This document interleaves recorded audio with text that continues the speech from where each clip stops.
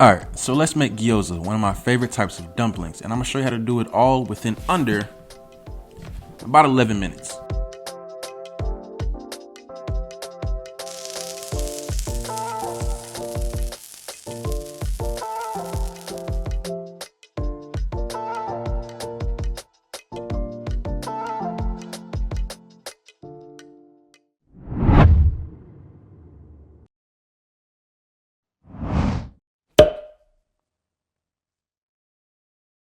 So, traditionally, gyoza is made with a pork filling, but me, I actually don't like pork at all. I made it for my last video, shameless plug, go watch that. But I think pork, honestly, is probably one of the things I don't really eat.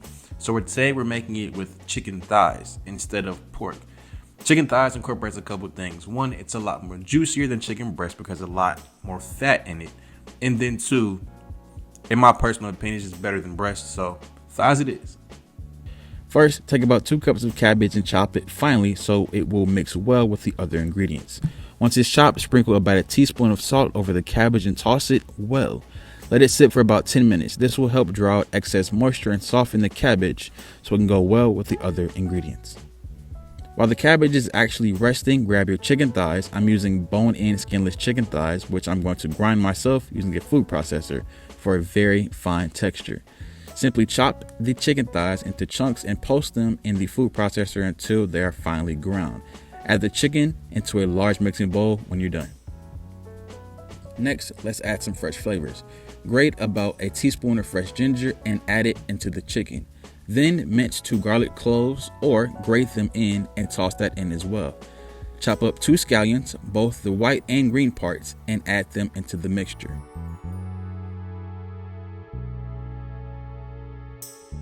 It started to snow, and I'm in Atlanta, so I don't know who has ever been here, but let's just say it's snowing, and I am not used to this by any means. I think it's obviously, damn.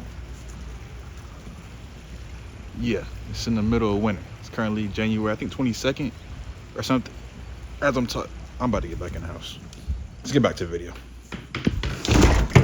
For a nice umami boost, pour in 1 to 2 tablespoons of soy sauce. The soy sauce will help season the filling and make it juicy. After about 10 minutes, the cabbage should have released some water. Take handfuls of cabbage and squeeze the excess moisture out of the cabbage. You want the cabbage to be soft, but not watery. Once that's done, add the cabbage to the chicken mixture and mix everything together well. The cabbage will add a nice crunch of freshness that balances out the richness of the chicken thighs.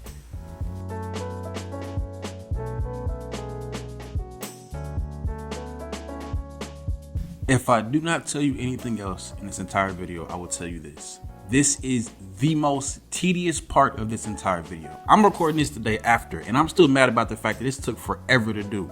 But I promise you, making your own homemade gyoza wrappers or dumpling wrappers is the best thing you can do.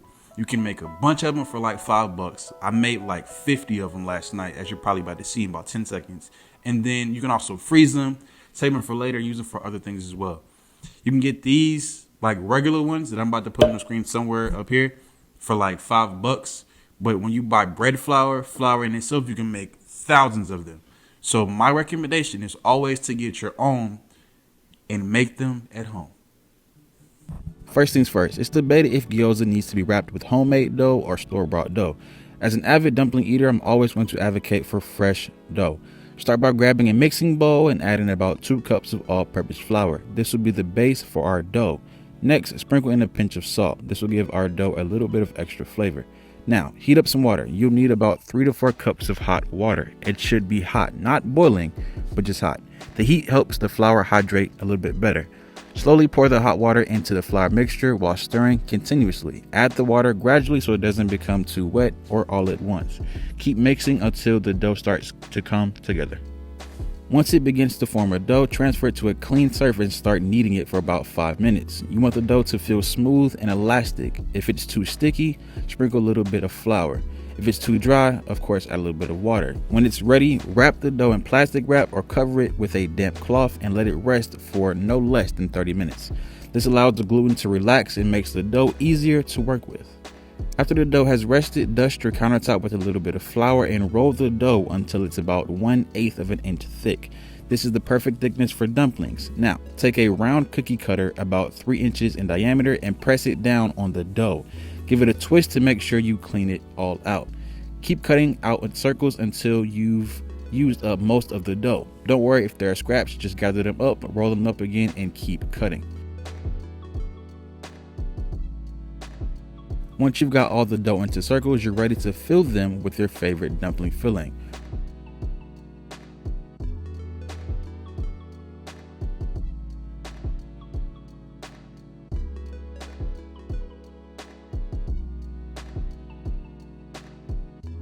Next, take a spoonful of your filling, about 1 to 1.5 teaspoons, and place it in the center of the dough circle.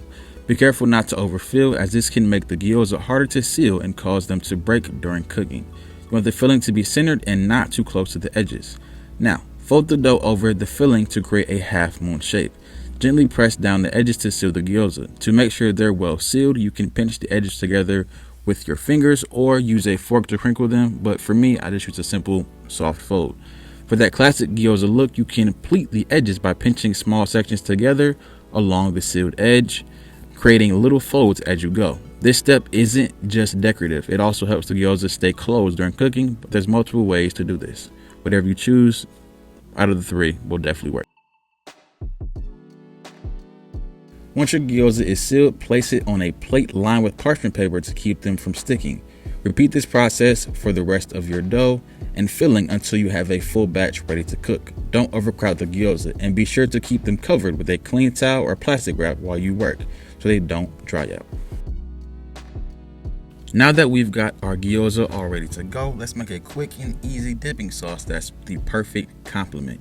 To start, grab a small bowl and add about 2 tablespoons of soy sauce. Soy sauce is the base of the sauce, giving it that rich umami flavor.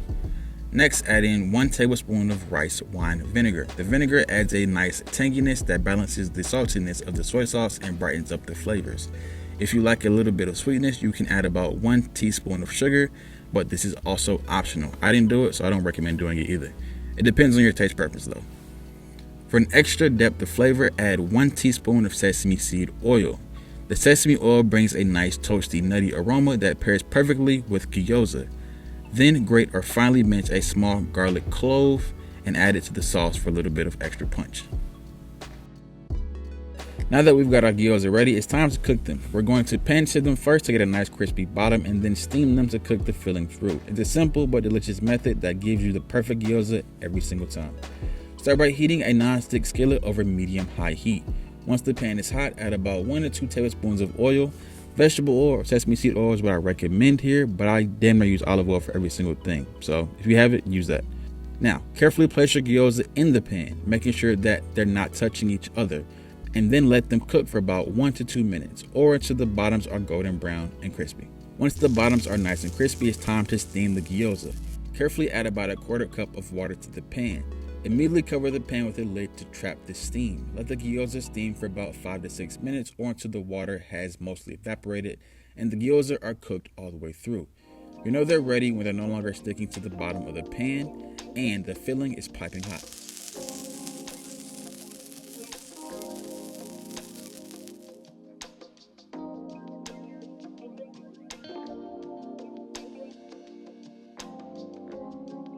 And there you have it, my own personal favorite dumpling, which is gyoza. I'm glad that you guys were able to stay to the end of the video and witness my own personal recipe for gyoza, and now you guys have it for forever. So hopefully you can make that for lunch, make that for dinner, or a snack if your back is humongous.